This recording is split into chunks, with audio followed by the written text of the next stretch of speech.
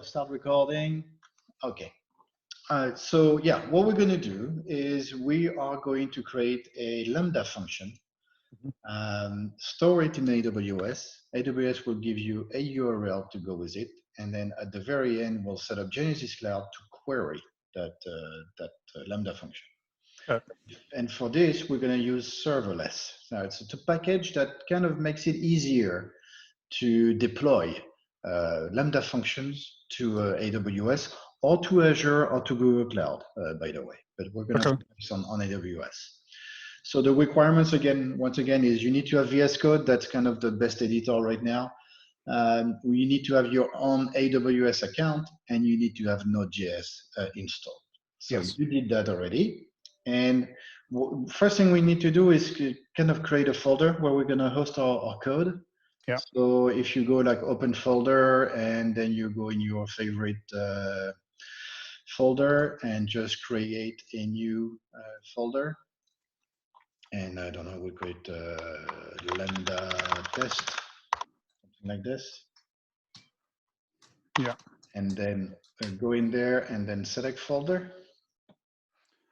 So go into Lambda, select folder, and okay. All right. So now we got an empty folder.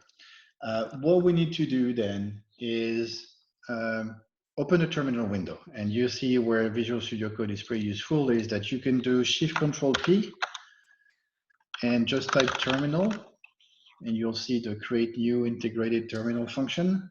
So Shift Control P, and you have got what? Sorry, did you create terminal? Create new integrated terminal, right here. Create new integral terminal. Yep. And where in the bottom, you should have a terminal open inside your folder. Got it. Right. Yeah. So here's what I need you to do. I need you to do this. npm i-g serverless.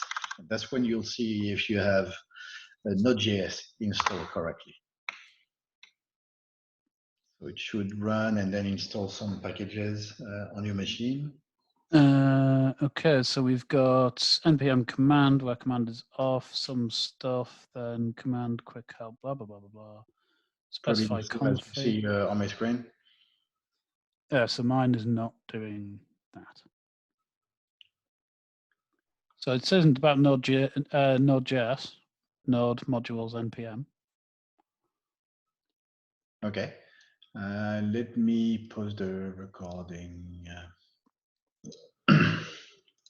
So now at the end, you should see something like this, serverless 172 or whatever the version is at the moment.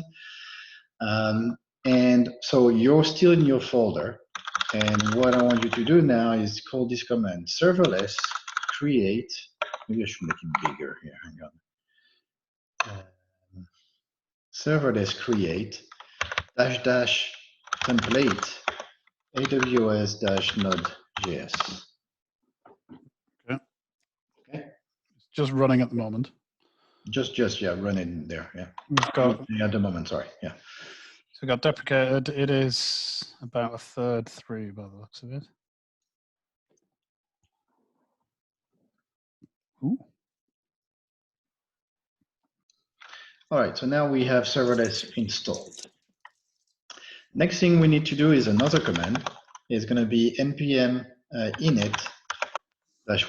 And what this does is it's going to create a file called package.json that we can use to install other dependencies that we'll need. And one of it's kind of libraries, right? Code that we don't need to rewrite because it exists already. So why reinvent the wheel, right? Yeah, absolutely.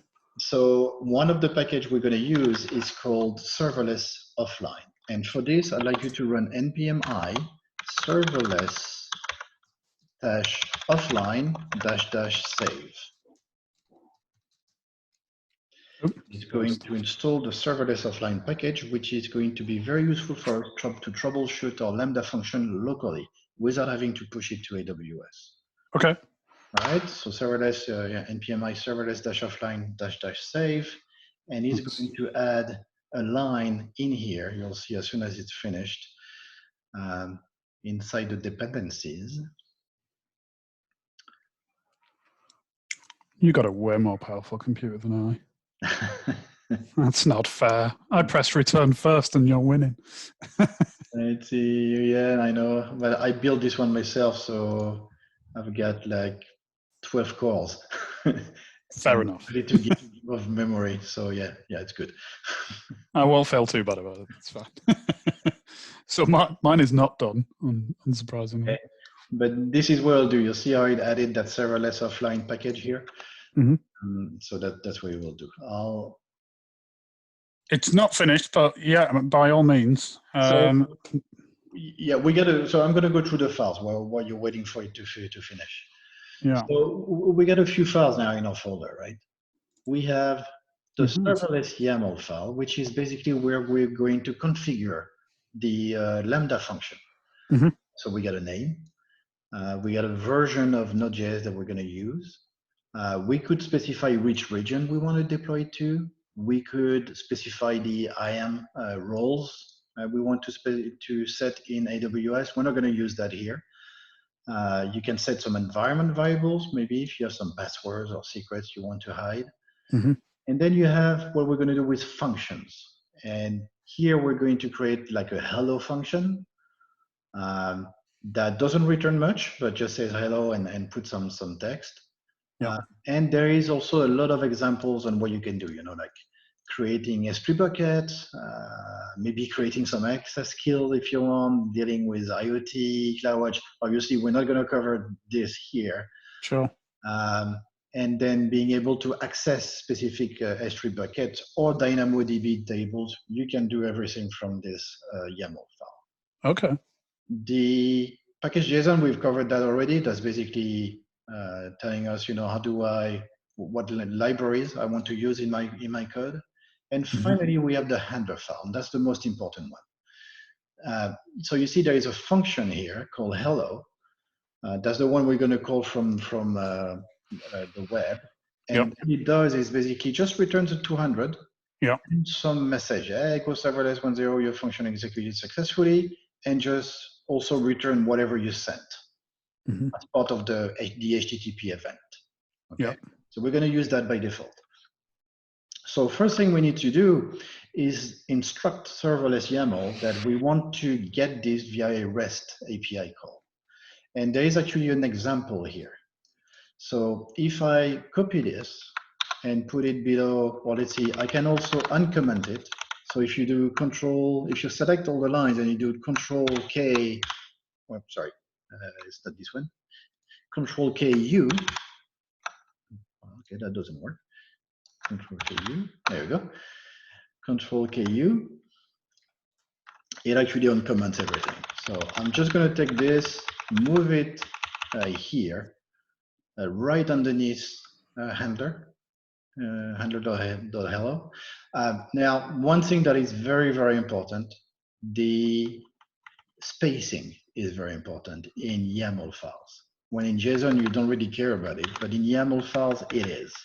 So you have to make sure that event is right underneath handler, that HTTP, that dash is right, like 2 characters, 2 spaces after this, and then pass is lined up, and pass and method are lined up like this. So whether we've got you're under E there for HTTP because I've got handler. I'm gonna delete it out of there in a second because I copied it rather than get rid of that stuff. And then you've got path and then method further on again. Sorry, 1 second. Path and then method. Okay. All right. So one thing is we're going to change the path. We're just going to call it like hello for now. So when we do a get, whatever the URL is /hello, we will call our function. Yeah. Okay. So save that. So it should say handler.hello events dash HTTP pass hello method get. Yeah, so function hello, we've got handler.hello events, we've got -HTTP path hello method get. Yeah. All right. So actually, we can actually start locally testing our Lambda function. So again, we're telling, yeah, I want to do a get hello, and it will call the handler.hello function, which is right here in handler, and then there is a hello function and just returns this. Okay. The JS handler, the most important one, module.export.hello, async event, input event. Okay. All right. So to run this locally, we can run this serverless space offline. So, offline. Yeah. And it's going, oh yeah, sorry, forgot one thing. At the very bottom of the serverless YAML file, I need you to add this.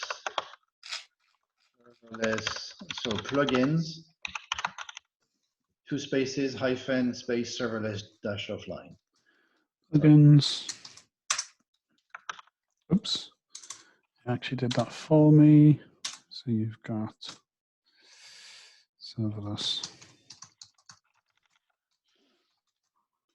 Great. Okay, and then let's run that command again. Serverless, don't forget to save, yeah, and serverless offline.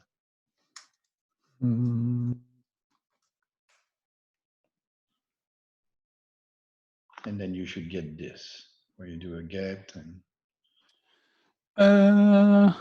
Right. What did I run there? Serverless error. Serverless command offline not found. Did you mean config? I'll pause the recording. Yeah. All right, so now that we're all good, now you see it actually gives you a get URL, right? So get HTTP localhost 3000/dev hello. You can actually click on it or control click on it. And you see it returns what we saw at the beginning in a function, go serverless 70, your function executed successfully, and then a lot of gibberish data, which is actually the event. It just returns whatever you sent, right? Yep. So I can see, I mean, I was in Chrome 83 and there's a lot of data in here. Nothing that really interests us much for this training. So what we can do is maybe simplify a little bit this is let's remove this line, the input event, save that. So in handler.js, remove line number 9. Handler.js, get rid of server event. Yeah, so remove save that. Yeah, input event, save that. Do inside the terminal, do a Control C to break the server, or to stop the server, and run serverless offline again. So halting, terminate, batch job. Yep. Yeah. And server, oops. And then run serverless offline again. So I could, yeah. Wait, sorry. And now I've just got message go serverless, etc., etc. Yeah. So, we see what you mean. So, got it. So that was bringing back the message plus the event details, and we yeah, just instead of showing the event, which is way too much data, we're just this time only showing the message. Perfect. Which is better than this, which is we don't really care. Sure. Okay. So perfect. now, yeah, we tested it using the browser. I just want to show you an easier way of testing directly inside VS Code. And for this, you need to install. So VS Code actually has some extensions. So I'd like you to install. Sorry, I need to look up the name. It's the REST client here. So if you go in that icon here, extensions, and type REST, you should see the REST client. And then just click install on there. Yeah, just get installed, right? Okay. Yep. And what it allows us to do is allows us to test directly from VS Code. But for this, it needs a specific file. So I'd like you to create a new file. So you see there's the icon new file, or you can go like new file here. And just, let me do it through here so I can name it. You can name it like request.http. HTTP. Okay. And what it allows us to do is do this, where we can say, I want to do a get HTTP localhost. Basically, we're copying that URL here. Localhost 2000/dev/hello. So you can copy this if you want, if you're like if you selected, you do Control C and then Control V. You can do this. So, but Hello. get before this. Yeah. All right, and then you click on. You can save, but then click on Send Request, and you see how it opens up on the right. And you So see. yeah, this is what I was playing with when I've used VS Code in the past. No, that's perfect. Yeah. Yeah. Well, so you see it's a 200 because that's what we're sending from. Yeah. Let me put it here. Actually, put it here. There you go. Because that's what we're sending, 200, and then the message, and then whatever we put in there. Okay. Now, perfect. from here, that's where it's open to pretty much everything, right? That means you're able to return the string from that function. That means here you can start, connecting to Genesis Cloud. We'll probably see that at some point. But I want to deploy to AWS before we actually get into Genesis Cloud API. You can start connecting to whatever you want, right? Yeah. And then return. You can pass the parameters. You can then return whatever you want. So what we're going to do now is actually connect our serverless command, the ones that we run here. We're going to connect that to your own AWS account. Okay. Right. What did I need to do here? Did I press? No, it was Control C to break it. Yeah, Yes. Control C, yeah. And I'm going to need you to follow a few steps. Yep. Which is in that URL, which I'm putting in the chat. Sorry, right here. And I'm going to need you to follow this. So it's about logging into your AWS account, accessing the identity and access management, adding a user, and most importantly, and something you don't want to share with anybody else, even me, is the API key and secret. Yep. Okay. And then when you're done with this, we're going to run a command to connect serverless using that key and that secret. And then we'll be able to deploy directly from your terminal window to AWS. Okay. So I'm going to pause the recording for now, and then we'll come back when it's finished. So now that you went through this, right? I am the IAM page. You added a user. You made it an administrator access. That's fine. Because you're the only ones having the credentials. And then you copied at the end the key and the secret. Yeah. Now we're going to run a new command to link your serverless application to your AWS account. Yep. And for this, just give me 1 minute because I forgot to copy the command.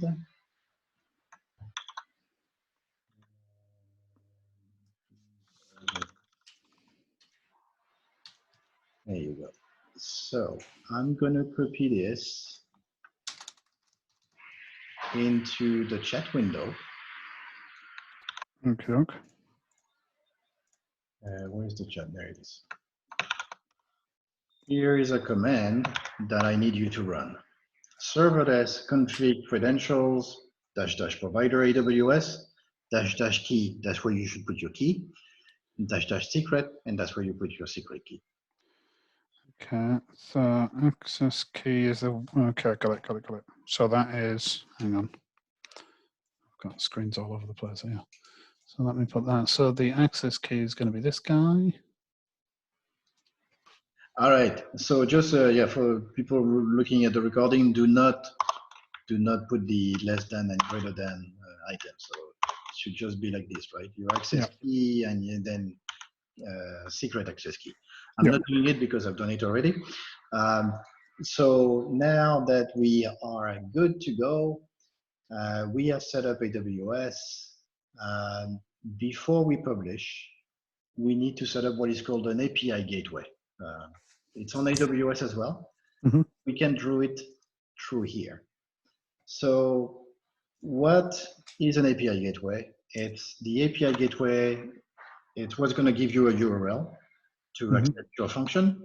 And it's also where you can limit the number of calls that are being made, where you can restrict who is able to call your function, and so on and so forth. So there's a lot to do in here that you can configure in the API gateway, I mean.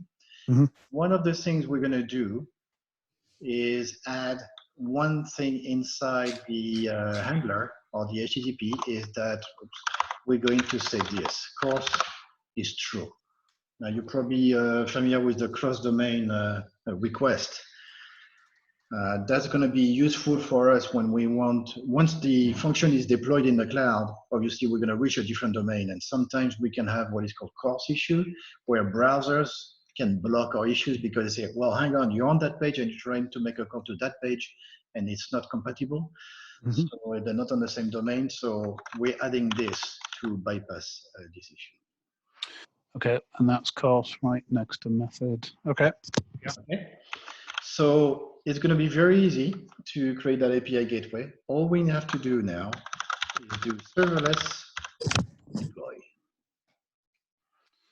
I'm not sure which one I'm because I've got multiple AWS accounts. I'll give it a try. So it's taking all your files, packaging them in a zip file, uploading to an S3 bucket, and then deploying from the S3 bucket. That's the regular AWS way of uploading a Lambda function. Obviously, that's way easier with the serverless framework because it's doing everything for you. So it takes a few seconds. It's also checking the validity, you know, is your code okay?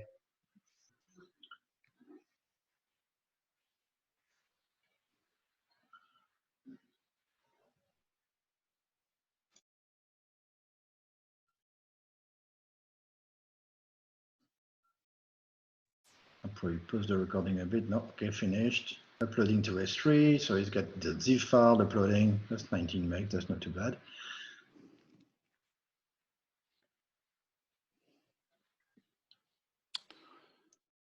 A couple of artifacts. 63 meg.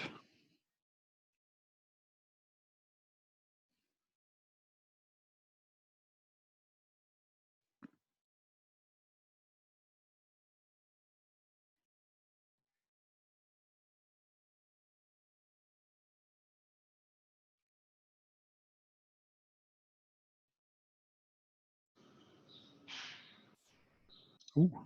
All right, so I resumed the recording. So now it finished. And I can see that it deployed in US East. I'll show you how to change the region later on. But most importantly, it gave me a URL. So if same thing, if I click on this, yeah, I want to open. There you go. Same thing, but this time we're running in the cloud. That's pretty cool. Mine's hopefully nearly done. Yeah, so I'll just pause the recording for. So we got our first Lambda function with very minimal code, but in AWS, in the cloud with a secure URL and returning whatever you want. Okay? Yeah. All right. So maybe we'll have to change the region because US is, then that could cause some extra cost, but Lambdas are actually free up to 1 million requests per month for the first year. So that should be okay. At least for a test. Well, no, hopefully that'll be enough. If I can just pause you 1 second there, mate, just because I've had a tiny room invasion. If only. All right. So what we can do now, we have about 20 minutes left in this session, so we can start doing stuff with Pure Cloud, right? Genesis Cloud. Yep. So there is also a package. You know, remember we installed that serverless offline dependency? Well, yeah. Genesis also has a package, and it's called, so do npm I Pure Cloud, Pure Cloud dash, sorry, where am I? Platform dash client dash v2 dash save. Dash v2. It's all documented on the developer center, by the way. npm I Pure Cloud platform client v2 space save. Yep. So it's going to download a few things. Okay. There you go. And now we got Pure Cloud, the Pure Cloud library, which is version 80. Okay. Wow, that's cool. All right. Well, Yeah. nearly. Yep. You want to see a package.js on that you are. Okay, so now we get the pure cloud platform. By the way, all these dependencies, they're stored here in that node modules folder. So you see that each library, they also depend on other libraries. But wow. you can actually, if you want to scroll down and find where pure cloud is, you see it's right here, the pure cloud platform, and then the source, and then the distribution folders, and there is a bunch of files in here, and you can see this is the code that we wrote. Okay, Genesis wrote. Yeah. Okay, so I'll go ahead and close this. Now, we're still in our handler file where we have that hello function, right? And what we can do is use this to get some information about Genesis Cloud, right? Log into Genesis Cloud and then maybe, I don't know, get the list of users. So instead maybe of using hello, because it's not really a great name, let's copy all of this and then paste another one just below. Maybe what we can do is rename this one users. Yeah. And so you rename users, right? And right now, this is where we're going to add our Genesis Cloud code, okay? You can also remove these two lines here. They're useless, the comments at the end.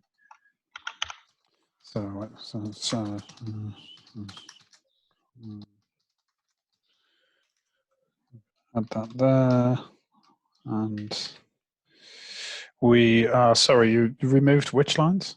There were two comments, like these ones at the bottom. Just remove that. Oh, yeah, there are. Yeah, got it. Being a clean function. So now we got a new function called users.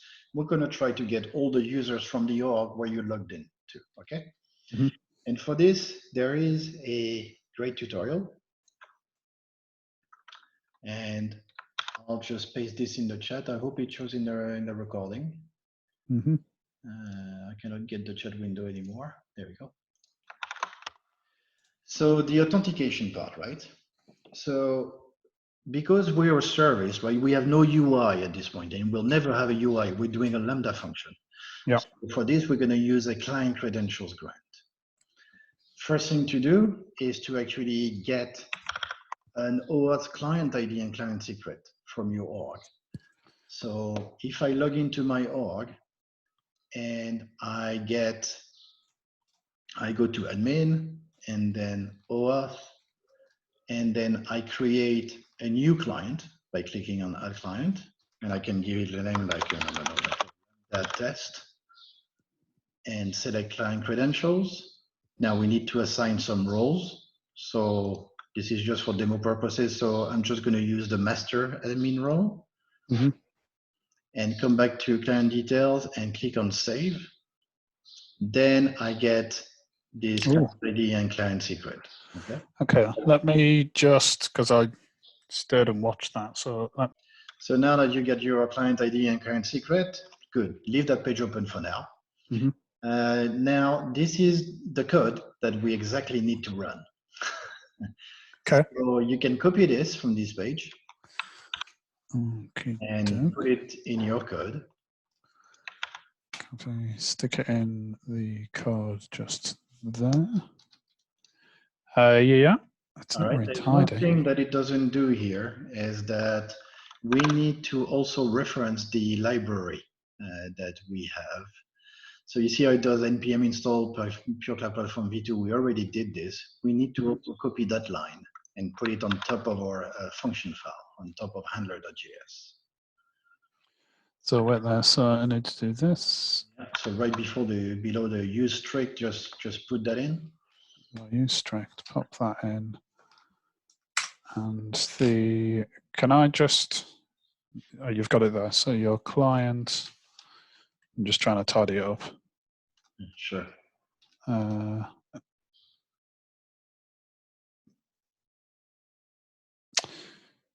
yeah, sorry. You've got login, sorry. Okay, hang on. So now that we have this, we need to actually put the client ID and client secret. So what you can do is either you put that in quotes in here, but it's always a good practice to put it at the beginning. So what we can do is create a client ID variable. So we can do client ID equals something, and then const client secret equals something, right? And I'm going to take whatever I have, whatever PureCloud gave me. So I get my client ID right here. I can copy it to the code, put it in here, and same thing for the secret, and put it in here. Clients. Is that the same? Client secret, yeah. Equals, and then what you're saying is client ID. All right, so now we are going to do a login using client credentials, because that's what we created, client ID, client secret. Yeah. And when this runs here, this code block runs, that means, yes, it's successfully logged in. Or when we have an error here, that's where it's gonna go. So handler failed response, okay. What we can do is we just remove this, and you can do a console.log logged in. And then here we can remove that command. And if you can change console.log to console.error, then that would probably be better. So let me just make sure I've got that right. So console log logged in that then block. And console.log error. So and instead of sorry, you've just taken away catch. So you've just taken away that. There was a command line, a command, sorry. Yeah, that you've just taken away. Yeah, it's useless. And then, oh no, you've put sorry, console.error.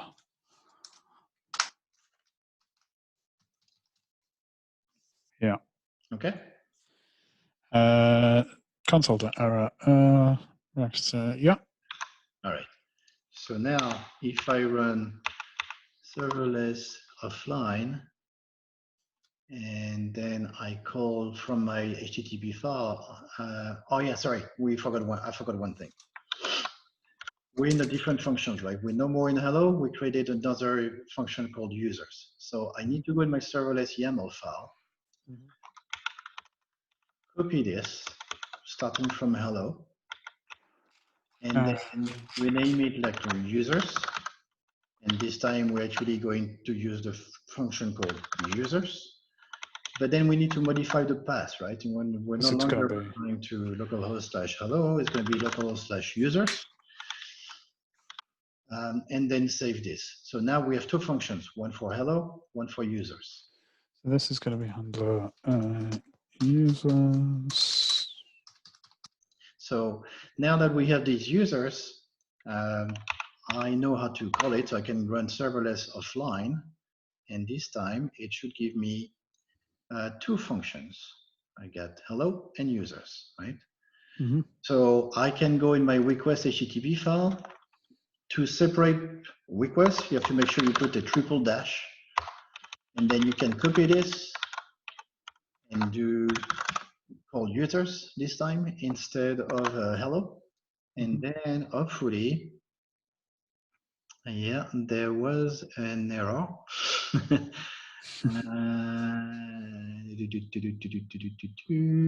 Bad request.